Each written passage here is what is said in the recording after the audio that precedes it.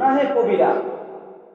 দুনিয়ার মানুষের কাছে এটা যদিও গুনাহ না হয়, অপরাধ না হয়, কিন্তু আল্লাহ পাকের কাছে এটা বড় একটা অপরাধ। এজন্যে মানুষগুলো যখন নিজের উপর অপরাধ করবে, তখন কি মানুষ অপরাধ করতেই থাকবে? না, এর থেকে মানুষ নিজেকে বাঁচাইতে থাকবে, বাঁচাইতে যাবে। আল্লাহ বলেন, এই বান্দারা, তোরা তো অপরাধ করতে করতে করতে করতে তোরা এই কথা মনে করস যে আল্লাহ পাক হয়তো আমাকে ক্ষমা করবে না। না, আল্লাহ একটা আশার বাণী মানুষদেরকে শোনায়। আল্লাহ রসুলের মাধ্যমে বলেন, কুল ইয়া ইবাদিয়াল্লাযীনা আসরাফু আলা আনফুসিহিম লা তাকনাতু মির রাহমাতিল্লাহ ইন্নাল্লাহা ইয়াগফিরুদ যুনুবা জামিআ ইন্নাহু হুয়াল গফুরুর রহিম।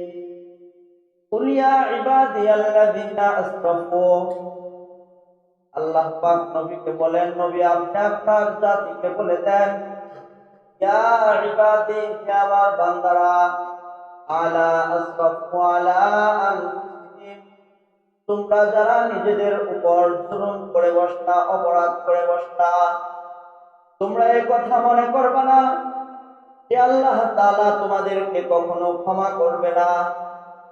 এটা দুনিয়ার মানুষের কাছে অপরাধ হয়, মানুষ ক্ষমা না করতে পারে, তুমি আল্লাহর কাছে ক্ষমা চাও। দুনিয়ার মানুষের কাছে অপরাধ না, কিন্তু আল্লাহর কাছে অপরাধ, তুমি এটা আল্লাহর কাছে ক্ষমা চাও। লা তাকনাতু মির রাহমাতিল্লাহ, তুমি কখনো আল্লাহর রহমত থেকে নৈরাশ হবা না। আল্লাহ বলেন, ইন্নাহু ইয়াগফিরুদ যুনুবা জামিআ, আমি আল্লাহ তাআলা, আমার কাছে যখন বান্দা অনুতপ্ত হইবে, আমি আল্লাহ পাক তার হায়াতের সকল গুনাহগুলো এক মুহূর্তে মাফ করে দিব। ইন্নাহু ইয়াগফিরুদ যুনুবা জামিআ ইন্নাহু হুয়াল গফুরুর রহিম। আল্লাহ পাক বলেন, উনি হলেন গফফার, উনি হলেন ক্ষমাশীল এবং উনি হলেন দয়াময়। ইন্নাহু হুয়াল গফুর, ক্ষমাশীল।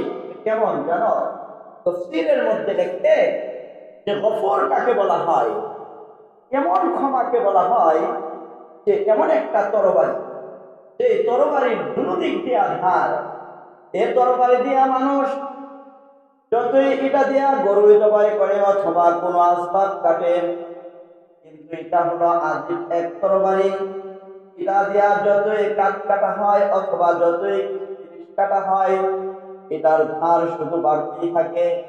তো আল্লাহ পাক এমন গফফার আর এমন রহিম যে আল্লাহ পাক যতই মানুষকে ক্ষমা করতে থাকে, মানুষের উপর আল্লাহ পাকের দয়া তত বাড়তে থাকে।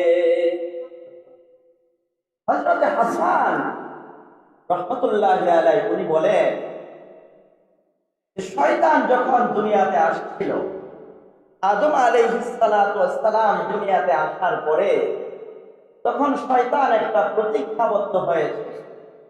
প্রতিজ্ঞাটা হইল, আল্লাহকে বলেন, ওয়া ইজ্জতি ওয়া জালালি, শয়তানে কয়, এ আল্লাহ, তোমার ইজ্জতের কসম খাইলাম, তোমার জালালের কসম খাইলাম, তোমার মর্যাদার শপথকে আমি বললাম, আমাকে দুনিয়াতে পাঠাইলা, আমাকে তুমি জাহান্নামের লাকড়ি বানাইলা এই আদম সন্তানের কারণে। তুমি মনে রাখো, তুমি তো এই দুনিয়াটা আদম সন্তানের জন্য বানাইলা, ঠিক হয়তো? আদম সন্তান যতদিন থাকবে, আসমান জমিন ততদিন থাকবে। আল্লাহ পাকের আদম যেদিন থাকবে না, আসমান জমিনও থাকবে না। এই দুনিয়াটা আদমের জন্য বানাইলা, তবে আমাকেও পাঠাইলা। মনে রাখবা, আল্লাহ তোমার কসম খেয়ে আমি বললাম, আদম যতদিন দুনিয়ার মধ্যে বেঁচে থাকবে, তার প্রাণ যতদিন পর্যন্ত দেহের ভিতরে সঞ্চারিত থাকবে, ততদিন পর্যন্ত আমি তোমার এই বান্দাকে পথভ্রষ্ট করতে চাইব এবং আমি তাকে ধোঁকা দিতে চাইব। এটা শয়তান আল্লাহর কাছে একটা কসম খাইছে। তখন আল্লাহ পাক তো হইলেন রহম। মুসলিম শরীফের মধ্যে হাদিসে আল্লাহ রাসূল বলেন, আল্লাহর বান্দারা যখন একটা গুনাহের ইচ্ছা করে, তখন আল্লাহ পাক তার গুনাহ লেখে না। কিন্তু আল্লাহর বান্দা যখন সওয়াবের ইচ্ছা করে, তো ইচ্ছা করার সাথে সাথে আল্লাহ তাআলা তার আমলনামার মধ্যে একটা নেকি দিয়ে থাকে। আর যখন বান্দাটা যে আমলটা করে ফেলে, তখন আল্লাহ তাআলা তাকে 10টার থেকে নিয়ে 700 নেকি আল্লাহ পাক দান করে। কিন্তু যখন বান্দাটা একটা গুনাহ করে, তখন বান্দার একটা গুনাহই লেখা হয়, এর বেশি আর লেখা হয় না। পরে আল্লাহ পাক তো তার এই কথা শুনলেন। শোনার পরে আল্লাহ বললেন, এই শয়তান, তোকে আমি পথভ্রষ্ট করলাম, তুই জাহান্নামের কীট হইলি আমার হুকুম অমান্য করার কারণে। কিন্তু আমার বান্দাদেরকে আমি দুনিয়াতে পাঠাইলাম। আমি দুনিয়াতে পাঠানোর পরে আমিও আমার কসম খেয়ে বললাম, ওয়াইজ্জতি ওয়া জালালি, আল্লাহ বলেন আমি আল্লাহ আমার কসম খেয়ে বললাম, আমার বান্দার ভিতরে যতদিন প্রাণ থাকবে নির্ধারিত হায়াত দিয়েই তো আমি আমার বান্দাকে পাঠাইলাম। মানুষের তো মৃত্যুর সাকরাত উঠে যায়, মানুষের মৃত্যুর সাকরাত উঠা পর্যন্ত আমার বান্দা যদি খালেস দিবে, শুধু একবার আমার কাছে তওবা করে, আমি আমার ইজ্জতের কসম খেয়ে বললাম আমি বান্দার সকল গুনাহগুলো আমি মাফ করে দেব। শয়তান তো বড় পেরেশান হয়ে গেল, কি বললো আল্লাহ। তখন এক রিওয়ায়াতের মধ্যে তানবীহুল গাফিলিনের মধ্যে লেখে যে আল্লাহর বান্দা যখন একটা গুনার কাজ করে, ফেরেশতাদেরকে বলে, ও ফেরেশতারা, তোমরা আমার বান্দার গুনাহটা লিখবা না। বান্দা যখন আরেকটা গুনার কাজ করে, তখনও বলে বান্দা এটা লিখবা না, হয়ে যায় 2বার। আবার বলে তানবীহুল গাফিলিনের মধ্যে ফকি আবুল্লাহ সমরকান্দি রহমতুল্লাহি আলাইহি লেখে, আবার বান্দা গুনাহ করে, আবার বলে বান্দায় ফেরেশতারা এটা লিখবা না। এভাবে 3বার হইল, 4র্থবার গুনাহ হইল। এরপরেও ফেরেশতাদেরকে বলে, দেখো আমার বান্দার গুনাহটা লিখবা না। আবার বলে যে গুনাহ করো। আবার যখন গুনাহ করে, আল্লাহর বান্দার একসাথে 5টা গুনাহ করার পরে ফেরেশতা এটা লেখে। কিন্তু আল্লাহর বান্দাটা গুনাহ করার পরে যদি সাথে সাথে অনুতপ্ত হয়ে যায়, আল্লাহর কাছে মাফ চাই, আল্লাহ এটা আমি ভুল করলাম, তখন আল্লাহ তাআলা, আল্লাহর রাসূল বলেন যে 5টা গুনাহ একসাথে তাকে মিটায়া দেয়। শয়তান বলে, আহা, কত কষ্ট করে আমি তার গুনাহর কাজটা করাইলাম, আল্লাহর বান্দা তো সে আল্লাহর কাছে ক্ষমা চেয়ে ফেললো, আল্লাহ পাক মাফ করলো। এ কারণে আল্লাহ বলেন, হে আমার বান্দারা, আমার এই গুনার কারণে তোমরা যদি নিজেদের উপর অবিচার করে ফেলো, তোমরা নৈরাশ হয়ে যায় না। আল্লাহ বলেন, লা তাকনাতু মির রাহমাতিল্লাহ, আল্লাহ পাকের রহমত থেকে তুমি কখনো নৈরাশ হবে না। ইন্নাহু ইয়াগফিরুয যুনুবা জামিআ, জামিআন অর্থ হলো সবগুলো, সব গুনাহ। আল্লাহ বলেন, শোনো আমার বান্দারা, গুনাহ তো করলাম, তুমি মুসলমান, আল্লাহর নাফরমানি করতে পারো না। হযরত রাবিয়া বসরি বলেন যে আল্লাহ পাকের নেকি কইরা আমি জাহান্নামে যাইতে প্রস্তুত, আল্লাহর গুনাহ কইরা, আল্লাহর গুনাহ কইরা জান্নাতে যাওয়ার চেয়ে আমার নেকি কইরা আমার জাহান্নামে যাওয়ার জন্য আমি প্রস্তুত আছি। কই কেন? রাবিয়া বসরিকে বলা হইল, কেন এমনটা? ও আল্লাহ পাকের গুনাহ করলে গুনার জ্বালা যন্ত্রণা এবং অনুতপ্ত এটা তো আমার ভিতরে সর্বাবস্থায় থাকবে, এই জন্য আল্লাহর নাফরমানি আমি করতে চাই না। কিন্তু বান্দারা যখন আল্লাহ পাকের নাফরমানি করে, আল্লাহ পাক হলেন দয়ার সাগর, আল্লাহ মায়ার সাগর। আল্লাহ পাক ইমানদারদেরকে আবার ডাক দিয়া বলেন, ও আমার ইমানদার বান্দারা, ইয়া আইয়ুহাল্লাযীনা আমানু তুবু ইলাল্লাহি তাওবাতান নাসুহা। হে আমার ইমানদার বান্দারা, গুনাহ করলা, তবে গুনার মধ্যে তুমি স্থির থাকবা না, গুনার মধ্যে স্থির থাকবা না, করা লাগবে তোমার আমার কাছে আসা লাগবে। গুনাহ করলে পরে তুমি আমার কাছে তওবা করো, আমার কাছে যদি তওবা করো, আমি আল্লাহ তো তোমাকে মাফ করার জন্য প্রস্তুত আছি। আল্লাহর রাসূল বলেন, আত্তাইবু মিনাত তামবি কামান লা যামবালা। আল্লাহর কোন বান্দা যদি আল্লাহর কাছে খাঁটি দিলে তওবা করে, তো আল্লাহ তাআলা ওই বান্দাকে এমন নিষ্পাপ বানায় দেয়, মনে হয় যেন সে সবেমাত্র তার মার গর্ভ থেকে জন্মগ্রহণ করলো।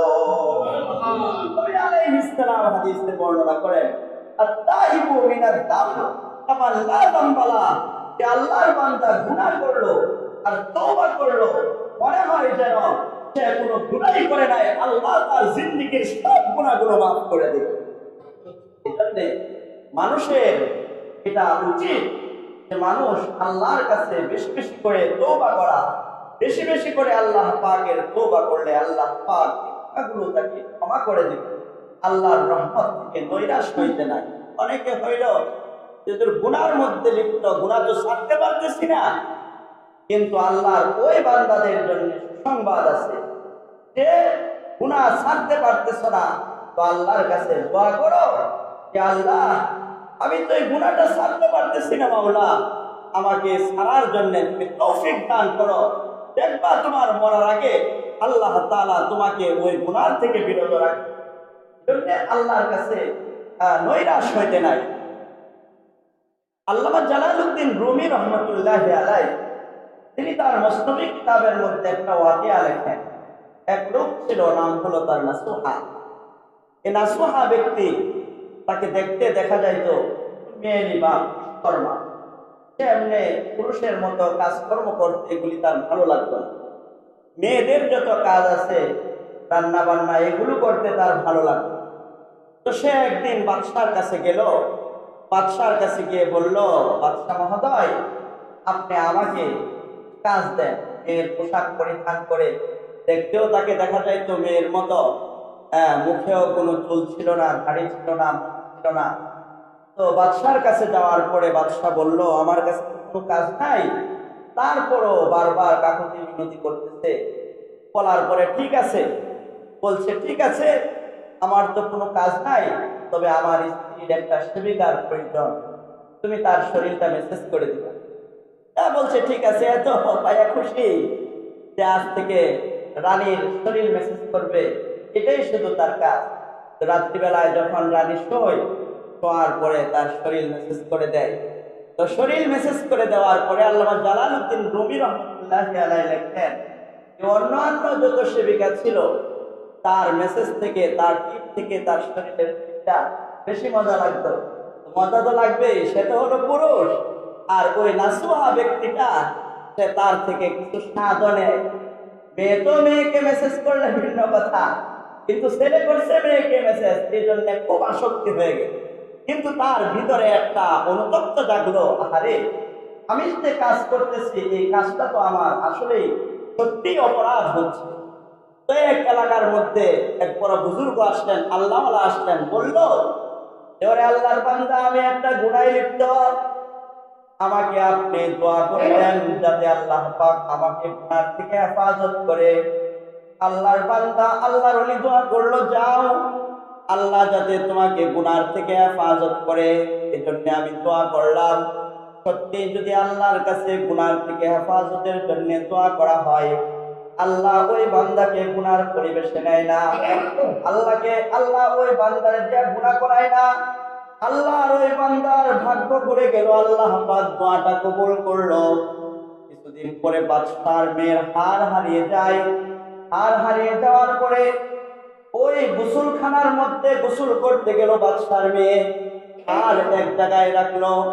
রাখার পরে ওই বাদশার মেয়ে আর করে আর পাচ্ছিল না।